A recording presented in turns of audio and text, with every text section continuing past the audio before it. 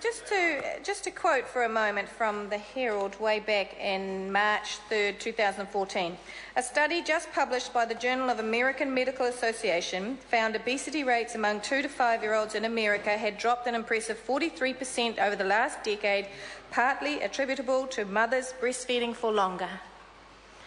We're talking about front-ending the investment. We're talking about front-ending the investment, Mr. Speaker, and certainly every party in the House is supporting this bill because we all believe in parents. Like Mrs Upston, I am also a mother of 3 children. Unlike Mrs Upston, I was able to make a choice to stay at home for 15 years as a parent.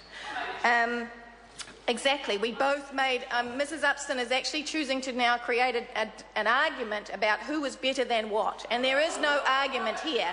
I merely was saying to Mrs Upston, or drawing a parallel between the fact that we are both mothers of 3 and we both had an opportunity to make a choice. Mrs Upston seems to have got upset about that fact, but that's the reality. We both had an opportunity to make a choice. And where I'm going to is... A point of order, Honourable Trevor Mallard. Mr. Speaker, it used to be a tradition in this place that people did not speak or screech as they walked around the House, taking advantage of their role as whips. Mrs Upston just did that continuously screeching as she went from her seat out the door. Sir, I think you should have pulled her up. Yeah, well, it's been a reasonably spirited debate. The member is quite right. Members should not be walking around the House, and I've probably neglected that, but in the course of the debate I've probably neglected a few things. Apologise. Let's have a bit more decorum. Tracy Martin. Thank you, Mr Speaker. So the point I was trying to make was that both Mrs Upston and I had choice. And part of that choice was about the fact, in my case, that my husband earned over $65,000 a year as a winemaker. So we were able to actually have one of our parents at home, one of us at home. There was no paid parental leave for my children at the same time, in the same way that Mrs Upston talked about the fact that there was no paid parental opportunity for her. And that was the times that we were in. But times have changed quite substantially for families where we are today. And I want to now, where I'm coming to is actually to the statement that is inside the regulatory impact statement, and it's on page 3 and it's point 7. The family tax credit and the in-working family tax credit, the in-work tax credit, are currently abated at 21.25 cents in the dollar when annual family income exceeds $36,000. $36,000.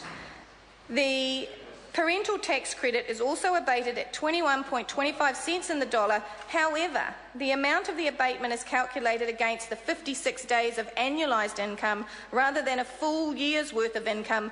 This creates an effective PTC abatement rate of 3.26 cents in the dollar, and this means that this will happen dollar for dollar after the family's income reaches $21,216 after tax. Why do I raise those figures, sir? Why are they inside the regulatory impact statement? That's because there are changes inside the family tax credit and the in-work tax credit ratios and abatement rates that are going to kick in the same time that this bill goes through. And the reason I raise those figures is that that's actually what the National Party believes are low to middle income earner rates. But let's give them a little bit more benefit of the doubt, shall we? Let's give them the benefit of the doubt that they actually believe that $50,000 gross in your middle income. And what they have done, quite carefully, quite interestingly, is they've made a large announcement about the fact that the payment rate rises from $110 a week to $200 and something odd dollars a week. I'm sure one of the National Party members will be so completely au fait with the numbers in here they'll be able to stand up when they take a call and make sure that what I'm saying is correct. For lower and middle income working families, the parental tax credit increases $220 per week for the first 10 weeks following birth, currently $150 a week for 8 weeks. But this change starts to pay it back faster on a dollar-for-dollar basis the moment that income starts to get towards $21,216,000 after tax. And I think that we have not had enough time, sir, to study these numbers. We have not had enough time to study these numbers. This bill has been dropped on us. But that's a really interesting change, and I would suggest that somebody out there needs to really crunch some numbers while we're down here in the House till midnight talking about bills that, that this government is going to push through under urgency. So while 18 weeks extension is good news, it's crumbs. It's crumbs once again that this government is saying, be grateful to us, New Zealand, be grateful to us. Because let's not forget that, quite rightly has been pointed out before, this government is the government that in its first year increased by millions of dollars the funding to private schools. And in its first year, in one of its first budgets, did a tax swap by cutting the tax rate for the highest income earners and shifting that, yes, fiscally neutral, according to the finance minister, shifted that tax loss onto those of low and middle income earners, the same low and middle income earners that will be affected by this clause. So that's why it's important to actually for everybody to realise what is middle income according to the national government, because that's not being altered. That's not being altered. As times have got harder, that threshold has not been moved upward. So middle income New Zealand needs to have a very good look at this overnight and tomorrow, and then come back and make sure they understand what's going on inside this bill.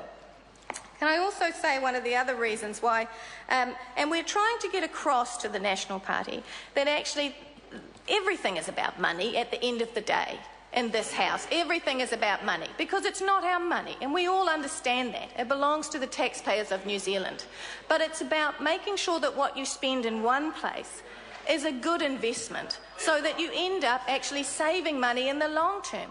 And just like a $359 million top-down driven budget item for education, instead of front-ending the spend so that children are actually at 5 and 6 are supported inside their schools, once again the government has been tight-fisted at the front end of life, at the beginning of life. And we already see the reason why I started with the quote was that the savings at the other end are so great.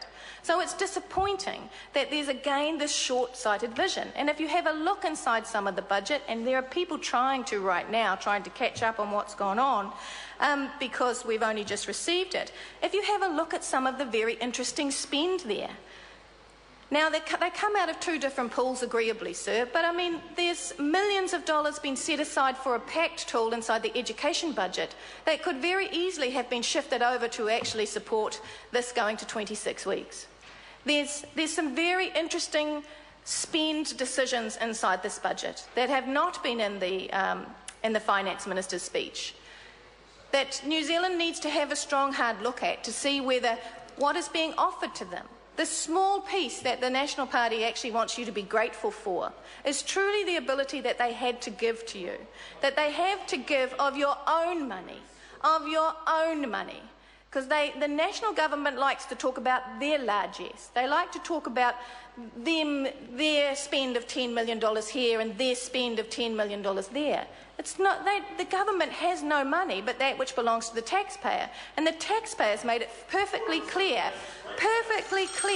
through the the very hard lobbying, the incredible lobbying that was done by families and mothers and people without children, that said we actually want to stand up for newborn babies in this country. We believe that truly to provide an option, we need to support this to 26 weeks. Now, Mr Sabin, of course, has given us his wisdom over there from the other side of the House, ranting on about how, goodness me, we wouldn't possibly want to support babies and children for a year. Of course, Mr Sabin is completely uninformed with regard to the Nordic nations and the amazing job that they do on supporting their children, and the support that they put into their education systems and the high success that they have. But Mr Sabin's not interested in that. Mr Sabin will follow the party line. Like he did for Kaipara, he will follow the party line. He won't fight for the people of New Zealand. He will follow the line that the National Party tells him. Mike Sabin. Oh, thank you, Mr Speaker. I'm not sure where the member Tracy Martin was going with my Nordic